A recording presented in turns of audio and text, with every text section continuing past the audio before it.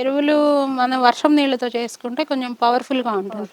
ఇవ్వండి ఇక్కడ ఒక డబ్బా ఉంది, ఇవన్నీ నింపేసుకుంటాం వర్షం నీళ్ళతోటి. వాటర్ షార్టేజ్ కూడా లేకుండా మీరు ముందే ప్లాన్ చేసుకున్నారు. అంటే ఇన్ని మొక్కలకి నీళ్ళు అంటే బోర్ వాటర్ ఉంది, మంజీరా వాటర్ ఉంది.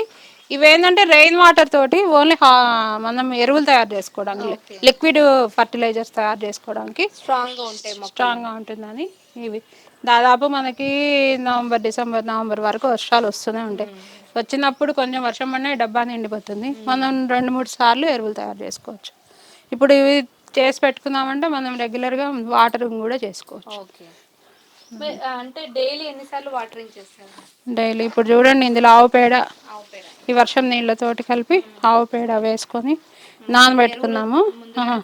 ఇవి 2 రోజులు 3 రోజులు అయ్యాక, ఫర్మెంట్ అయ్యాక వీటిల్లో 1:10 రేషియోలో నీళ్ళు కలుపుకొని మొక్కలకి పోసేసుకున్నాం. అదే ఎరువులు ఎప్పుడు వేసే పనే ఉండదు మనకి.